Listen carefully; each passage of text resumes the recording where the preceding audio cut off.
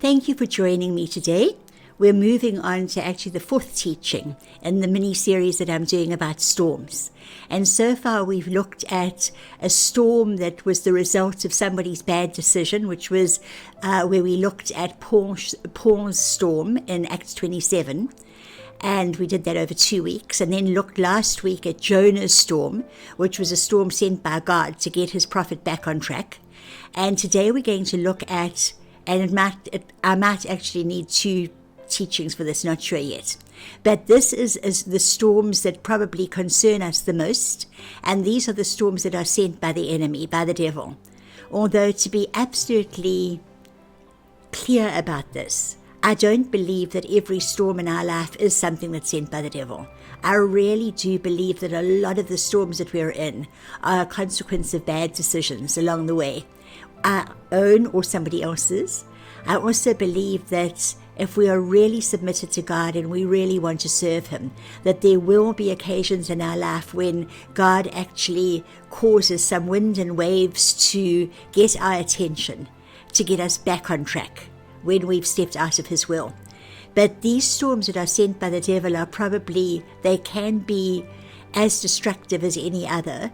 But the wonderful thing to know is that in these storms, once we've identified where they come from, we can call out to God, and there is absolutely no question but that He will deliver us. The same is true for any of these storms, actually. Okay, so I want to read this morning today about Jesus, and he was this situation where a storm came up is spoken about in 3 different Gospels. It's in Matthew 8, it's in Mark 4, and it is in Luke 8. But I want to read just one of them, and I want to focus on some of the differences in a little while.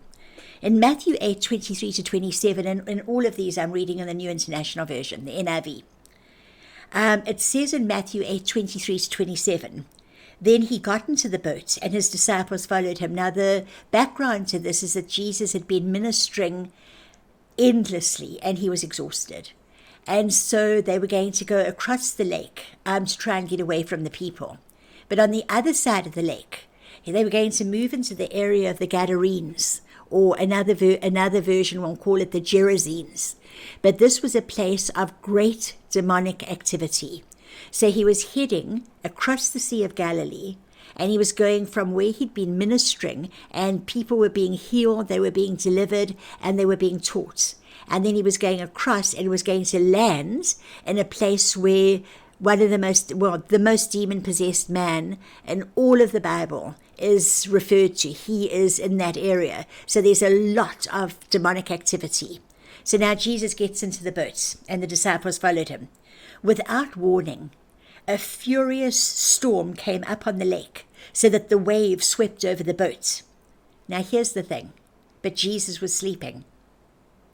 The disciples went and woke him, saying, "Lord, save us, we're going to drown." He replied, "You of little faith, why are you so afraid?" Then he got up and rebuked the winds and the waves, and it was completely calm. The men were amazed and asked, "What kind of man is this? Even the wind and the waves obey him." Now, when we read the same thing in Mark's Gospel, he makes the point that Jesus was sleeping on a pillow. And I love that because Mark is servant motivated. Well, Mark's Gospel, you can see that there's a servant motivation here. You know, it's always immediately they did this, and it's a very action-based Gospel. And so in Mark's Gospel, he says Jesus was in the stern sleeping on a cushion. Only Mark notices that. The disciples woke him and said to him, "Teacher, don't you care if we drown?" And then when we read exactly the same thing in Luke's Gospel, it says, "As they sailed, he fell asleep. A squall came down from the lake so that the boat was being swamped, and they were in great danger. The disciples went and woke him, saying, 'Master, Master, we're going to drown.' He got up and rebuked the wind and the raging waters. The storm subsided and all was calm. 'Where is your faith?' he asked his disciples. In fear and amazement they asked one another, 'Who is this? He commands even the winds and the water, and they obey him.'"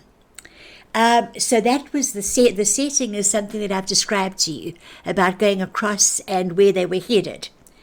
But if you think of this, or I don't even know if you know this, but I have been on the Sea of Galilee, actually was able to go on a boat with Kim Clement and people from the Israel is Forever tour and do worship on the Sea of Galilee at sunrise, and it was just wonderful.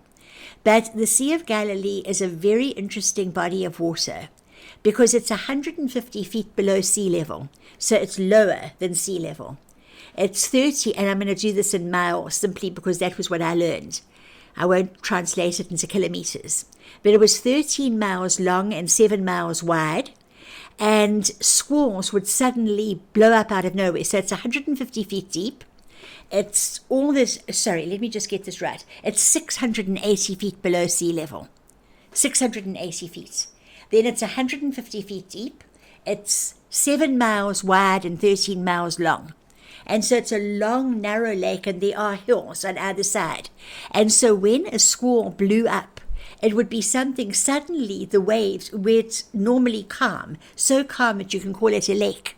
And then suddenly these enormous waves can blow up that are in danger of sinking a boat. And this is exactly what happened. And so there are also natural causes of storms. You know, it's just the time of the year for storms and they blow up. But I believe that this storm was a destructive storm, and it was something that was sent by the devil. The same as if you read in the book of Job. Job actually caused storms to come in and kill all Job's children. The house that they were feasting in collapsed, and this storm was a destructive storm and was sent by Satan. And I believe that this storm that nearly swamped the boat when Jesus was asleep in the boat was something also that was sent by Satan. And you see, the thing is here that I know that the devil looks for an opportunity. You know, if you read about the temptation of Jesus, you read about how after the temptations had been presented to him and he'd overcome each one, it says the devil left him until an opportune time. And an opportune time in all of our lives is when we are weak. No matter where the weakness comes from, if it's just absolute exhaustion and burnout, if it's just that whatever it is, whatever has caused the weakness, where we don't have the strength to resist the way we normally would. And so the opportune time here was that Jesus was exhausted and he was asleep in the boat. And also there was great demonic activity towards, on the opposite side of the lake to where they were headed. Now, in this storm, so the boat was swamped. They were in great danger. These men were fishermen, and they knew how destructive the storm was, that the boat could tip over, it could be completely swamped, and they could all drown. And they all woke Jesus. In Matthew's gospel, they said, "Lord, save us, we're going to drown." In Mark's gospel, they said, "Teacher, don't you care if we're going to drown?" In Luke's gospel, they said, "Master, Master, we're going to drown." Just incidentally, why are these different? It's because eyewitnesses will always focus on the thing that is important to them. And that is why even if you get several different eyewitnesses of the same accident, they each bring in different details. But essentially, it's all exactly the same. But notice that they called him teacher, Lord, and master, but they still asked him if he didn't care.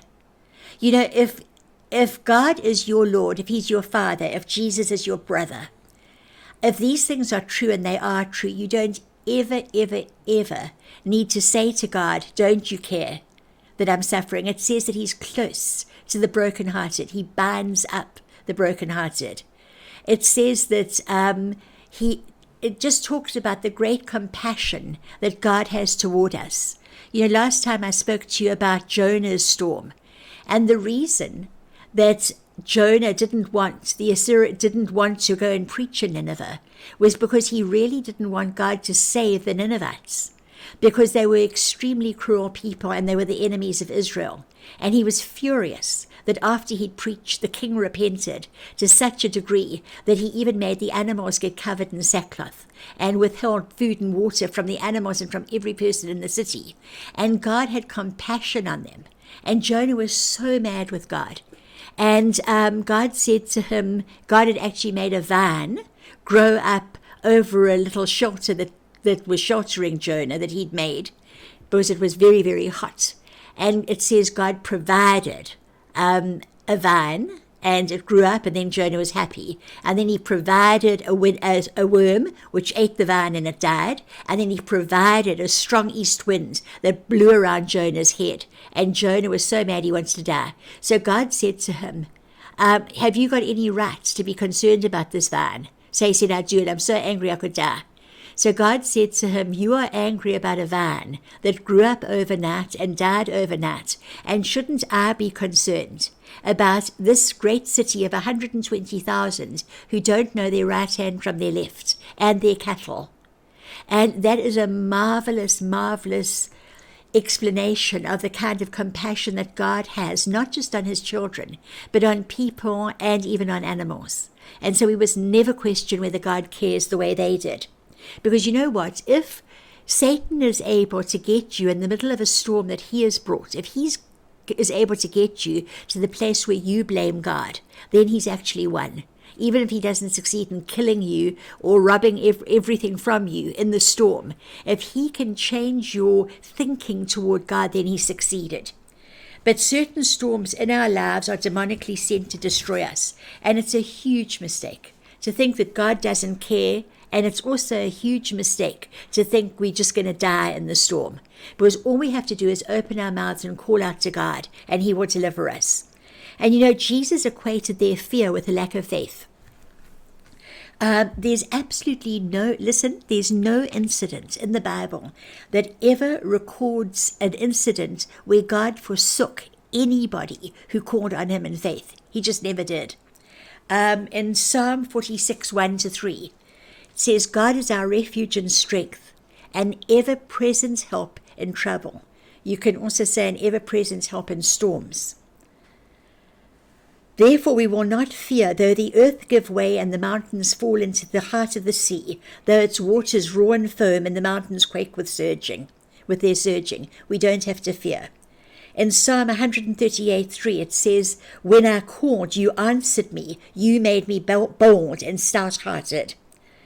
In Psalm 138:7-8 it says, though I walk in the midst of trouble, you preserve my life. You stretch out your hand against the anger of my foes. With your right hand you save me. The Lord will fulfill his purpose for me. Your love, O Lord, endures forever. Do not abandon the work of your hands. And you see, they said they were going to drown, but Jesus knew that these were the disciples that he was going to use to found his church. There was no way they were going to drown. And they didn't yet have an understanding that God had a purpose for their lives. And you know that God has a purpose for your life. And he's not going to allow something from the enemy to overwhelm you and take you out so that you can't fulfill that purpose. And I really encourage you to pray and meditate some of the scriptures that I've given you and others that God will show you until you are absolutely convinced of that. I've been on airplanes before, where there's been problems with the plane, and I was actually in an emergency landing, where I had to slide down the chutes when I was 5 months pregnant, and, in an emergency exit. And yet I've always known that I'm not going to die in a plane crash. These are just things. God has a purpose for my life. And I'm only going to die when I have fulfilled that purpose, and I haven't fulfilled it yet, so I'm not going to die yet. And you need to take hold of what your purpose is, and if you don't know, just ask God to show you, and he will do that. Seek him, because when you seek him, he will be found. And David knew this about his life. And David didn't even have the Spirit the way we have the Spirit as Christians. In Psalm 57, and that was when he hid in a cave, when Saul was out with his soldiers trying to kill David, and David was a fugitive. And it says in verses 2 and 3 of Psalm 57, he said, I cry out to God Most High, to God who fulfills his purpose for me. He sends from heaven and saves me, rebuking those who hotly pursue me. Selah, which means pause and think about that. God sends his love and his faithfulness. And God will very, very definitely send his love and his faithfulness to all of us. And so I pray that you're encouraged by that. And I'm just going to do one more teaching on the subject of storms. And I'm going to be looking at these three storms in brief and just the similarities between them and some of the things that we can learn about. Whenever a storm comes into our lives, we need to know that that storm is not going to kill us. And the three storms we've looked at, not one person died. And so that's what I'm going to be picking up next week in our final teaching in the series. And I pray that you're encouraged and that you really recognize that there is absolutely nothing that can take you out when you are in the hand of God. God bless you and have a wonderful rest of your week.